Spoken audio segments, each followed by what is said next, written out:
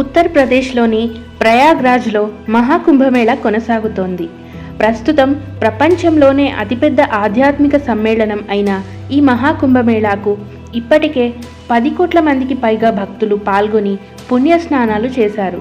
జనవరి 29వ తేదీన జరిగిన మౌని అమావాస్య సందర్భంగా ఆ ఒక్కరోజే 10 కోట్ల మంది భక్తులు స్నానాలు ఆచరించారని తెలుస్తోంది. అయితే మొత్తం 45 రోజులు జరుగుతున్న ఈ మహాకుంభమేళాకు 40 కోట్ల మంది భక్తులు వస్తారని భావిస్తున్నారు. ఈ నేపథ్యంలోనే కోట్లాది మంది భక్తుల కోసం ఉత్తరప్రదేశ్ ప్రభుత్వం అన్ని రకాల సౌకర్యాలు చేస్తోంది. ఈ క్రమంలోనే కోట్లాది మంది భక్తులు ఒకే దగ్గరికి వచ్చిన ప్రయాగ్రాజ్లోని మహాకుంభ్ నగర్లో వారంతా స్వచ్ఛమైన గాలిని పీల్చుతున్నారు. అందుకోసం మియావాకి అనే జపాన్ టెక్నిక్ను ఉత్తరప్రదేశ్లోని యోగి ఆదిత్యనాథ్ ప్రభుత్వం ఉపయోగించింది.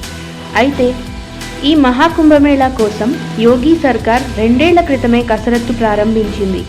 ప్రయాగ్రాజ్ మున్సిపల్ కార్పొరేషన్ మియావాకి అనే జపనీస్ టెక్నాలజీతో ప్రయాగ్రాజ్ పరిధిలో చిట్టడవిని రూపొందించింది. ప్రయాగ్రాజ్ నగరంలోని 10 ప్రాంతాల్లో అనగా 18.50 ఎకరాల ఖాళీ భూమిలో 5 లక్షలకు పైగా 63 రకాల మొక్కలు నాటారు. ప్రస్తుతం ఆ మొక్కలు పెరిగి ఇప్పుడు చెట్లుగా మారడంతో నిత్యం ఆ లక్షలాది చెట్లు స్వచ్ఛమైన ఆక్సిజన్ను వాతావరణంలోకి విడుదల చేస్తున్నాయి.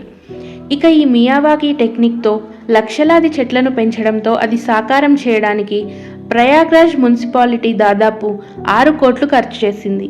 తక్కువ ప్రదేశంలో ఎక్కువ సంఖ్యలో మొక్కలను నాటి పెంచడమే ఈ మియావాకి టెక్నిక్ ప్రత్యేకత.